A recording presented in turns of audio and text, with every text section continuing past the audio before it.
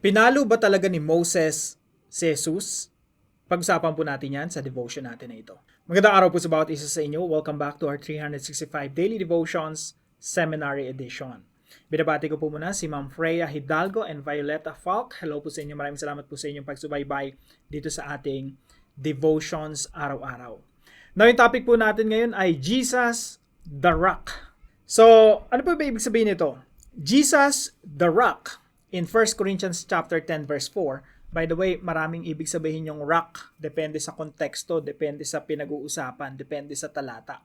So, dito po mag-focus tayo sa 1 Corinthians chapter 10 verse 4. So, this rock reminds us that Christ was present with God's people in the wilderness, sustaining them with life and provision.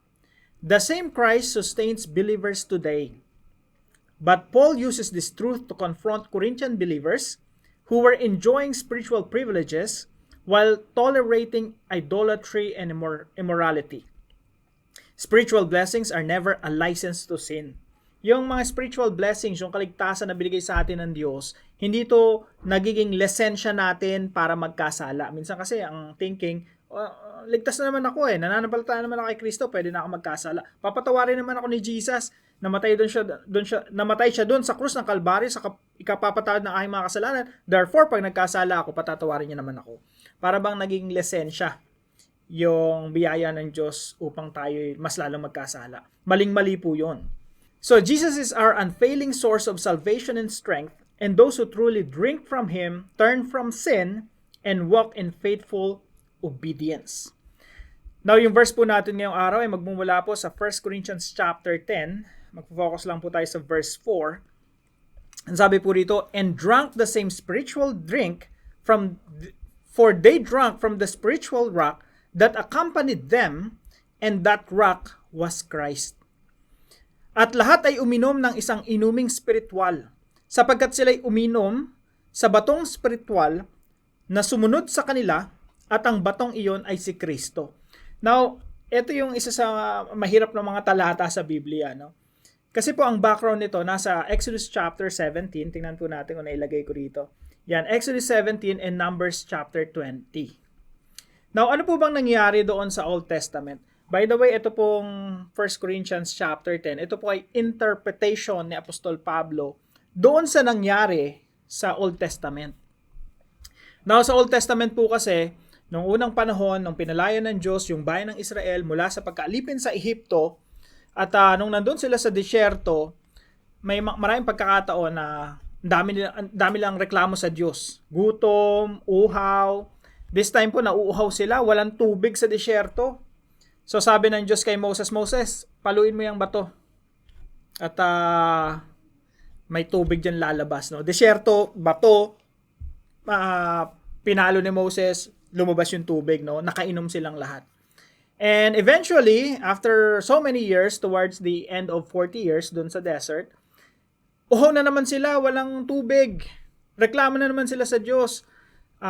By the way, mga reklamo nila, yung konteksto nito, itong pinag-aaralan natin na to, ang tanong nila, kasama ba talaga natin yung Diyos? Kasama ba talaga natin si Yahweh? Nandito ba talaga siya in our midst to help us? Kasi Moses na babad trip na. Inis na dun sa bahay ng Israel. Ang titigas ng ulo, puro reklamo, puro pagre-rebelde ang ginagawa sa Diyos. So sabi ng Diyos kay Moses, Moses, itong bato na to, another story po ito pakiusapan mo at lalabas yung tubig dyan sa bato na yan.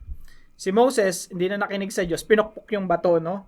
Sinabi ng Diyos na pakiusapan ginawa niya, pinukpok niya. Now, pagdating sa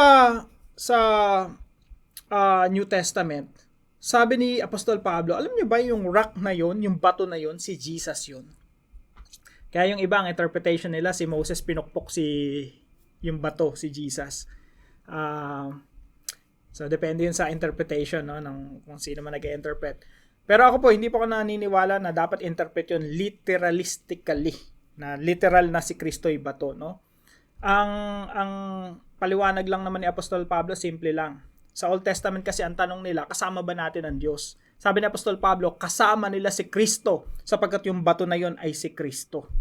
Sa pamagitan ni Kristo, nagkaroon sila ng tubig na maiinom. Na-sustain sila doon sa disyerto. Kumbaga nag-continue yung buhay nila sa disyerto. Hindi sila nagkandamatay doon sa uhaw. So, yan po yung sinasabi ni Apostol Pablo dito po sa 1 Corinthians chapter 10 verse 4. The rock was Christ.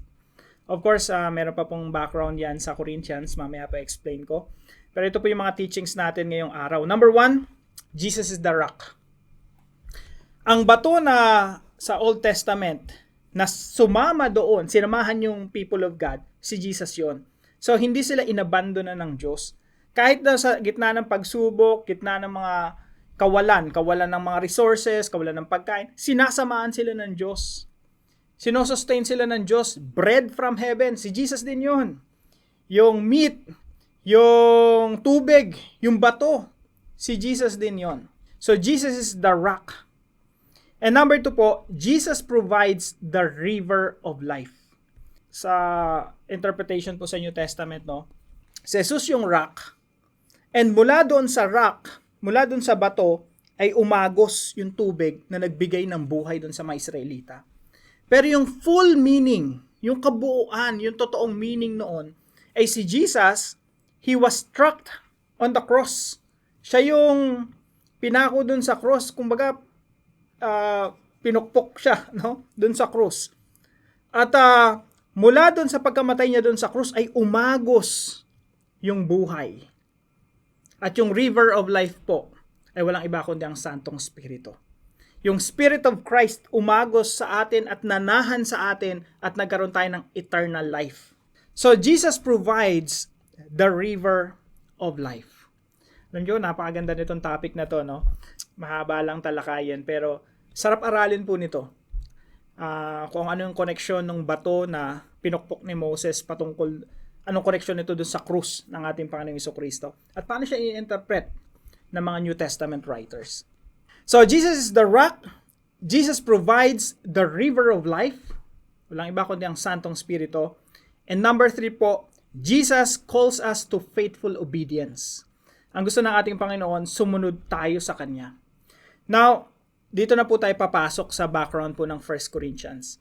Dito po kasi sa 1 Corinthians, yung mga tao rito, yung mga Christians dito, nagkakaroon na sila ng arrogance, confidence, na ligtas naman ako eh. Na kay Kristo na ako by grace eh. Kaya tinotolerate nila yung evil, immorality. Meron nga dong, pag sinabi kasing Corinthians, ang nasa isip agad ng tao, immoral. Kaya may word na Corinthiasomai. Parang ano yun, derogatory word na, pag taga-Corinthians ka, Corinthiasomai, immoral. Yung mga pumapatol sila sa mga temple prostitutes. Makikita niyo po yan sa Corinthians. Kumbaga, sa lahat ng mga sinulatan ng mga apostol, you have Galatians, Ephesians, Colossians, Thessalonians, Romans, Corinthians yung pinakamadaming problema sa lahat. Pinaka-immoral sa lahat. At meron nga dito ang isang lalaki, pumapatol doon nakipag-sex doon sa asawa ng tatay niya. Galit na galit si Apostol Pablo. Tapos parang proud pa yung mga taga-Corinthians. So kaya inis na inis si Apostol Pablo. Anyway, so yung mga Christians dito parang nagkakaroon ng confidence, ligtas na naman ako eh. Kaya minsan nagkakaroon sila ng double life. Yung nakakilala kay Kristo pero yung buhay mo ay immoral. Nakakilala ka kay Kristo, you believe in the Lord Jesus Christ but you don't walk according to the principles of the Lord Jesus Christ. Kaya dito po ini-emphasize yung obedience. Tapos wina-warningan sila ng Apostol Pablo. Alam niyo ba sa Old Testament, yung si Jesus, He was with His people. Pero anong nangyari sa kanila? Pinarusahan sila ng Diyos. Bakit? Because of disobedience. Kaya po, ano po ito? Warning eh. Pag binasa niyo po ito dire-diretso, sabi po rito, these things happened to them as examples and were written down as warnings for us, on whom the culmination of the ages has come. So if you think you are standing firm, feeling nyo na matatag kayo, nakatungtong kayo sa matibay na tungtungan, sabi dito, be careful that you don't fall. At sa ibang mga verses nga dito, sa sumunod na sulat ni Apostol Pablo, sabi dito, examine yourselves to see whether you are in the faith. Test yourselves. Do you not realize that Christ Jesus is in you unless, of course, you fail the test? Examine your hearts. Examine yourselves kung talagang mananampalataya kayo. Kasi you're living a double life. You believe in Jesus Christ, but at the same time, your lifestyle is immoral. Kaya yung point number 3 natin, Jesus calls us to faithful obedience. Kung nananampalataya ka sa Panginoon, sumunod ka sa Panginoon. Merong integrity. Kaya po yung application natin ngayon, number 1, do not live a double life. Huwag tayong mamuhay ng may dalawang klase ng pamumuhay. Minsan po kasi sa church, napakabait natin, tinitingala ng mga tao, nire-respeto, pero pagdating sa bahay, naninigaw ng anak, naninigaw ng asawa, o kaya naman sa trabaho natin, respetado tayo. Pag mag-isa na lang tayo, hindi nakarespeto yung ginagawa natin. Yun po yung double life. Ang gusto po ng Diyos, merong integrity. Kung sino ka sa harapan ng tao, ganun ka pa rin pag wala nang nakatingin sa'yo. Kaya maganda yung isang tanong, who are you when no one is looking? Sino ka kapag walang nakatingin sa'yo? Magandang tanong, no? Who are you when no one is looking? That's a test of integrity. Pangalawa po, do not wait until it's too late. Kung may dapat baguhin, baguhin na ngayon. Matatapos na po ang mga taon, mga kapatid, siyasatin natin ang ating mga sarili kung meron tayong mga bad habits, sinful behaviors, na hindi na dapat dalhin pa sa susunod na taon. Kung chismosa tayo ngayon, chismosa, huwag na natin dalhin sa susunod na taon. Kung matabil yung dila natin, huwag na natin dalhin sa susunod na mga taon. Kung marumi yung ating pag-iisip, talagang meron tayong mga, kung ano man ang iniisip natin madalas sa kapwa, huwag na natin dalhin sa susunod na taon. Kung nasa mali kang relasyon, don't wait until it's too late. Ito pong mga nangyari po dito sa Old Testament. Nanatili sila sa kanilang pagiging rebellious, pagsuway. At doon po dumanas sila ng kaparusahan mula sa Diyos, doon din sa disyerto. At sinasabi na Apostol Pablo sa mga taga-Corinthians, hindi niya ba nakikita? Warning yun, nasulat yung mga yun bilang warning sa atin ngayon.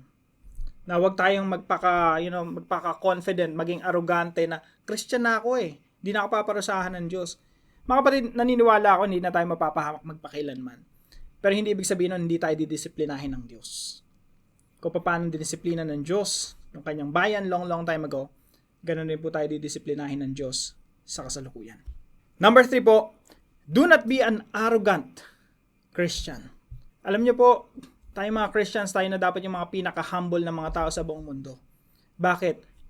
Naligtas tayo dahil lang sa biyaya ng Diyos. Wala tayong pwedeng ipagmalaki. Wala tayong pwedeng sabihin sa Diyos, Lord, na-save ako because I did something good. Wala Actually, tayo nakakaunawa ng grace. Tayo nakakaunawa na tayo sinful, makasalanan. Hindi karapat-dapat tumanggap ng anumang mabuti mula sa Diyos. Ang karapat-dapat nating tanggapin mula sa Diyos ay kaparusahan dahil sa ating mga kasalanan.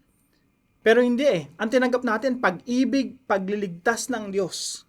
Kaya naunawaan natin kung anong ibig sabihin ng love, naunawaan natin kung anong ibig sabihin ng grace, anong ibig sabihin ng mercy, at sa harapan ng Diyos, we can only ask for grace and mercy. Dahil wala tayong pwedeng sabihin sa Lord, I did something good. You have to reward me. You have to do something in return. Walang ganun So we cannot be arrogant. Hindi tayo pwedeng maging self-righteous. Hindi natin pwedeng tingnan yung sa ating sarili na mas banal kaysa sa iba. Pare-pareho lang tayo mga kasalanan. So do not be an arrogant Christian. We have to examine ourselves. Na baka mamaya, arrogante na pala tayo, no? Tingin natin mas banal tayo kaysa sa iba. Tingin natin mas mabuti tayo kaysa sa iba. Mga kapatid, lahat tayo ay nabubuhay lamang sa biyaya ng ating Diyos. Now, para po sa ating discussion, what bad habits or sinful behaviors need to stop right now and should not be carried over into next year? Sa separate video po natin, tatalakayin po natin tong ilan sa mga hindi ko po natalakay dito sa devotion natin na ito. Sa Saudi Arabia po yan. No? Tingnan natin kung may connection ba yan sa topic natin ngayon. Tayo po yung manalangin. Father, forgive me because many times I have lived a double life. Please enable me to live a life of integrity. Work in my heart so that I may turn away from my bad habits and sinful behaviors. Change my heart and renew my mind. Let your Holy Spirit, the river of life, transform me. I don't want my bad habits to be carried over into next year. Please give me the power to stop what needs to stop. It is my deepest desire to honor you with my life, my speech, my thoughts, and my actions. I pray this in Jesus' name. Amen and amen. Maraming salamat po sa bawat isa sa inyo na sumusubaybay dito sa ating mga devotions. Matatapos na po natin yung 365 daily devotions for this year. So, lahat po ng nasubaybayan ito, maraming salamat po sa inyo. Now, kung kayo po yung may natutunan, ipalam niyo lang po sa comment section right below this video, and please share this devotion to your family and friends. God bless you po. See you po tomorrow 5 a.m. dito sa ating daily devotions.